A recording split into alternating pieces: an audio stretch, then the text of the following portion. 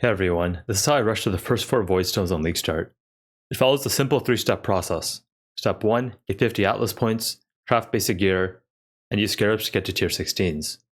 Step 2, get Unwavering Vision, Remnants of the Past, Destructive Play, and collect boss Fragments. Step 3, on Atlas 2, collect Harvest Juice for Fragment swaps and defeat the bosses. It's really simple, let's get into some trees.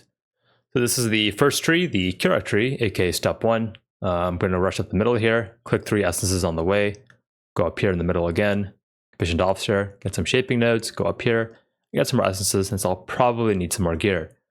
Afterwards, I'm going to go over here for Shaping the Mountains and a little bit more correct chance, which is, just about enough that I need to push forward. We could consider getting Shaping the Skies, but it's not like super necessary. And it's also important that you get Unwavering Vision as soon as possible, because when you click it, you do get 20 Atlas points. I want to emphasize here that I click Unwavering Vision after I get to T16 maps, because I find Scarabs to be very impactful for that, tier 11 to tier 16 section of a push. Yeah, that's it, really simple. So step 2, after we've allocated Unwavering Vision, we allocate Remnants of the Past, Destructive Play, and then whatever we need, and whatever we need depends on the build.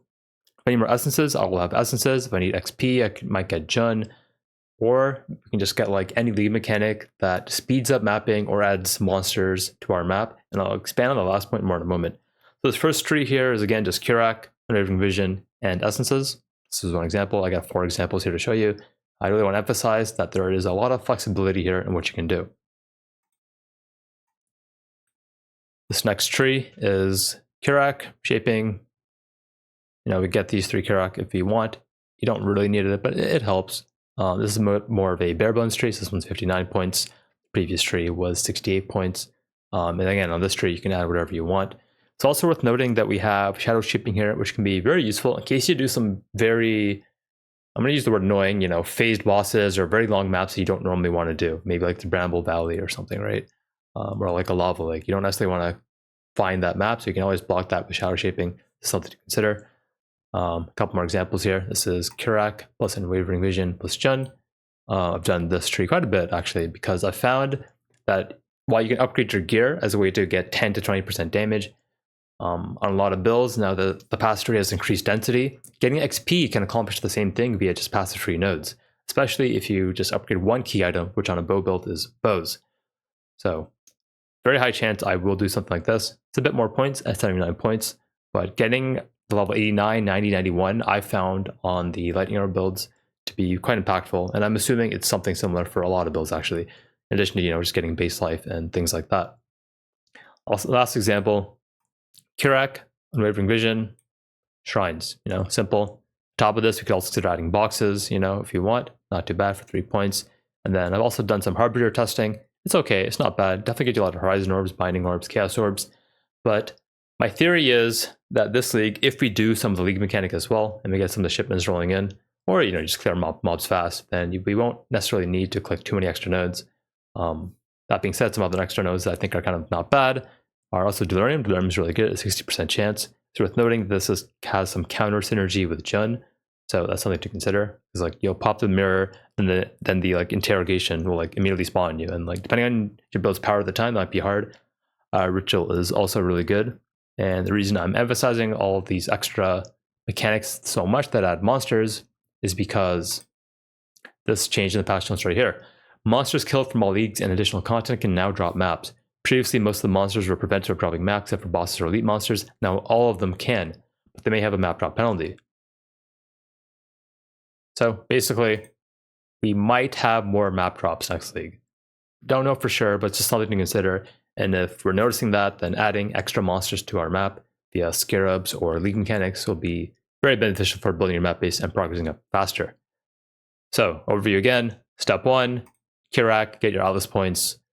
Step 2, Unwavering Vision, rush up after you've killed either Exarch and you want to be farming Destructive Play, Remnants of the Past, just farming Guardians down. Assumption here on a tree like this in front of me is that you already have your gear made. If not, then you can have gearing nodes such as Essence already in there. Now, step 3, which can be done roughly at the same time as step 2, is the harvest tree. And the reason we want to do harvest is because we need yellow juice and blue juice to swap our boss fragments, potentially, depending on our drop RNG, right? So this tree in front of us is an example of a tree with like some Nico, where you can still progress forward, still farm tier 14s with destructive play, still make some progress towards your Maven, while still collecting the Maven, the harvest juice that you need. A couple other example trees here show some of the other things I was talking about. For example, this is an Essence Harbinger harvest tree. Again, lots of currency, lots of essences to help you gear up. As you're throwing the Crystal Resonance, might be difficult depending on your build. A lot of players have told me that it can be very difficult in the past. However, I did some testing and it kind of felt fine. But I don't know, it's hard to say. It depends on your build, right? I was playing Stormrain, so maybe I had enough damage.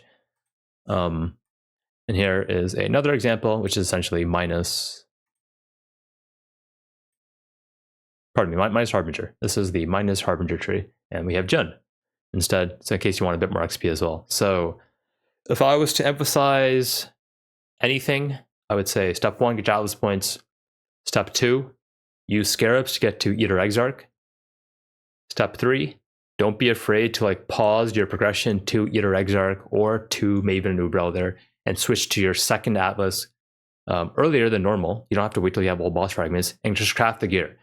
I've done a lot of 4-stone runs and various mapping runs. It is always worth it. You always get the time back, in my opinion, if you take the time to really craft your gear up to the levels you need. So that could mean on a bow build or just any build in general. You get to 3 to 4 million DPS instead of progressing at 2 mil DPS, you will get that time back. And sometimes it's just a simple upgrade or two. Similarly, defense, not dying saves time. On a bow build, it's we want to get around 4k plus pool, which will be easier this league. Maybe find some new high level bases, something to consider. You want to be suppression cap, you want some physical damage reduction in some way.